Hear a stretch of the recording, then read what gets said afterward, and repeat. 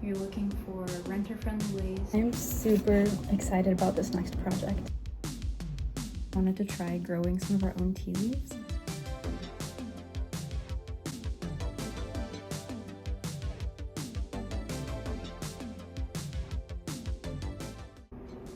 Oh, hey there, welcome back to my channel.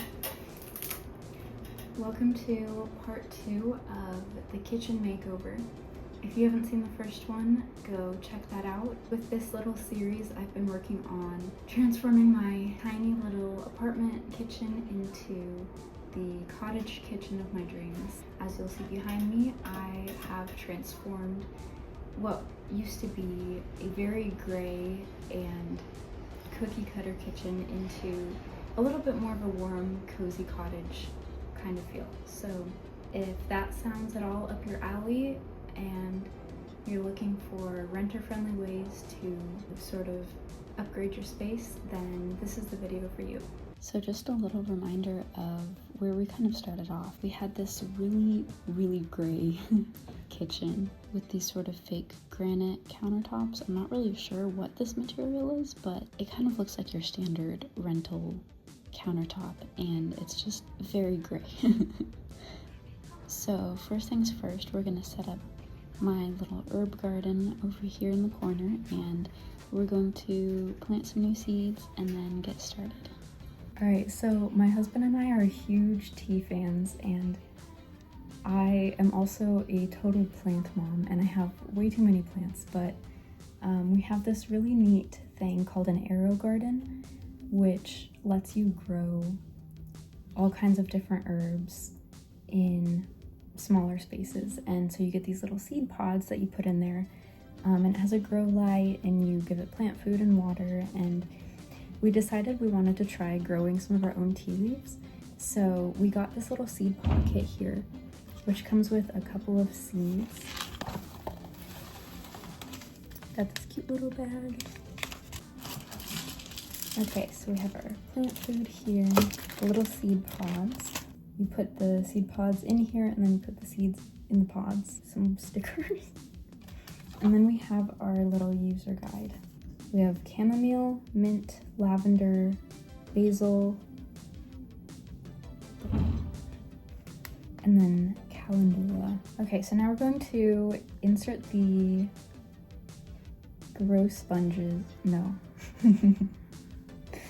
Okay, so we're going to start by soaking the sponges here, the little pods, for 10 to 15 minutes.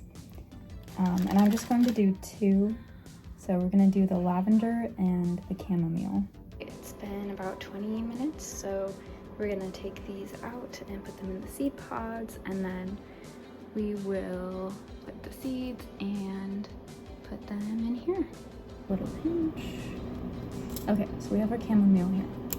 So now we're going to take our little sticker.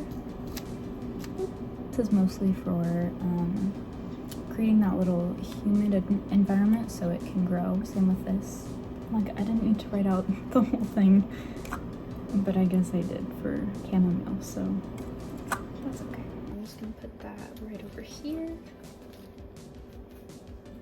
And then we're gonna put our little lid on. Now we're gonna do the lavender, and you get to see the little bottom edge of my microwave. We have like the strangest microwave I've ever had. It's super tiny, and it's just like kind of, whoever installed it, I guess, just like secured it to the bottom of our cabinet. So I'm always kind of paranoid that it's just gonna fall right off, but it never does. So I'm always someone who has felt like super awkward about being on camera or filming myself. So if I am ever making silly faces and I forget to edit that out, that's why. So me just even having this channel is like kind of conquering my fear. And now we're adding our lavender over here. Got my little lid, and there we go.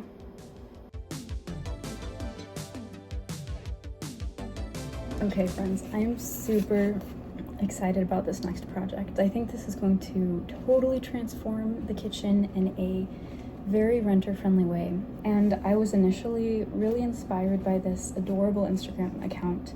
I will pop some pictures up here and link them below, but they essentially transformed their rental kitchen into an adorable cottage-esque kitchen, and that is 100% my goal here. So we want it to be really cozy, really warm, welcoming, and I just want it to be a space where I can just relax and have a really good time cooking, because I am in the kitchen a lot. I love cooking. It's one of my passions, and I just want a really serene, cozy space where I can do that. So right now what I'm really trying to figure out is which way I want the wood grain to go. I feel like it's probably the most natural for it to go this direction, like running lengthwise across the counter, but I also have such a small counter. This is literally all the counter space we're working with here. That's all we've got. So I was thinking it's more efficient to actually flip this and do it the other way, in terms of saving as much of this paper as we can, but I'm worried that it's gonna look unnatural, so we'll see.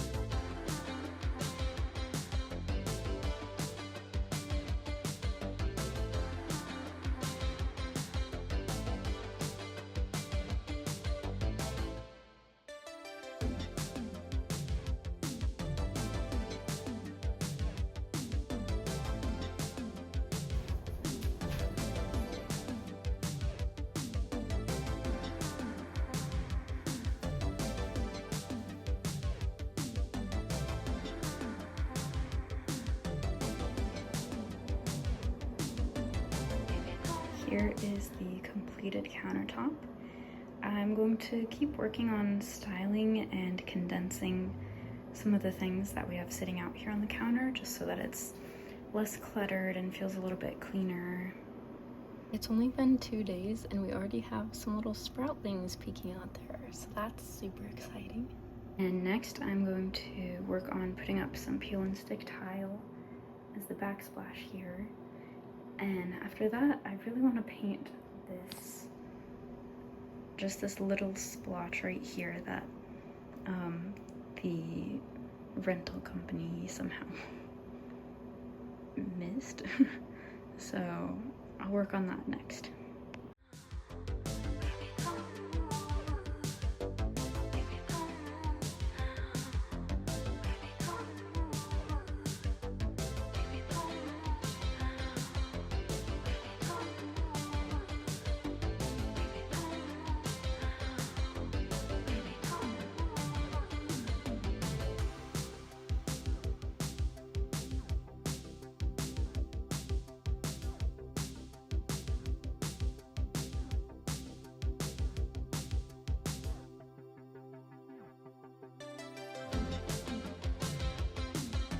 Okay, one thing about me is that I kind of love to paint without a drop cloth, and that's a terrible idea, so don't do this at home.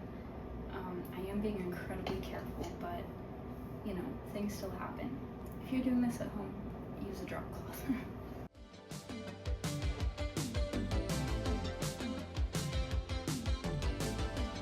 Okay, so this next part might feel a little bit extra or excessive, but I truly believe that it's the littlest of details that make the biggest impact, and the biggest difference in a space. And so even something as small as just painting right over that, I feel like it just makes everything better in every sense. So the next thing I'm going to do is just go along this little piece of trim here, which the landlord decided, oh, it's fine if I just like brush sloppily and get paint everywhere. So I'm just gonna clean it up on that edge right here, and then over here I've got this little piece. So I'm just gonna go over both of those.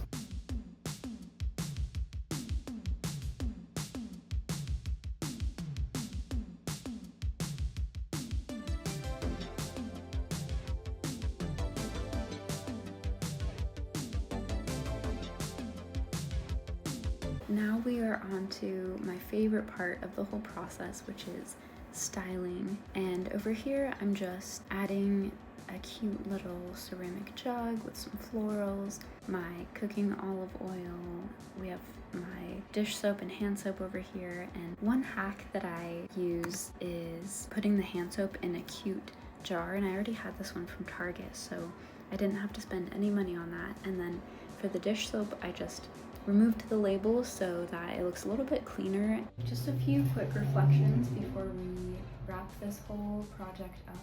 But overall, I'm really happy with how this turned out. I feel like it's just so much cozier. It's not completely cottage-esque like some of the inspiration photos I was looking at, but I think I have managed to capture kind of the core of that feel. And really what matters most in a space is that it feels good to you and you feel happy in that space and it feels like home to you. And I think this little refresh has definitely done that for me. I think if there was one thing I could change and that eventually I might go back and finish is I would take these tiles all the way across this wall here. I think it would just be really nice to have sort of a backsplash all the way across. But I think this works for now, and especially if you're like me doing this on a very low budget, I think this is a perfect temporary fix. And I just think it brings a lot of warmth and character to a room that was very gray and kind of cold. So I think it will be really easy to switch out just a couple of little pieces over here, like vases and flowers that I have with the different seasons. So overall, I'm very happy with the project.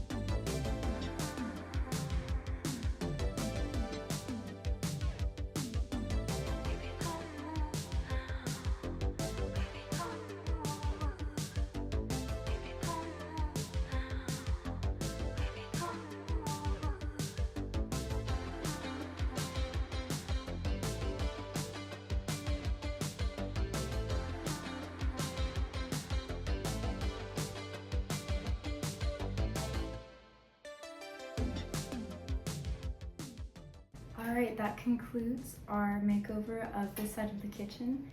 Thank you so much for watching, and make sure to stay tuned for a couple of little summer and fall refreshes I'll be doing over the next couple of months, just to keep up with the seasons and to keep things fun and interesting. And all of those little upgrades to come will be recycling what I already have. So stay tuned for that, and see you next time.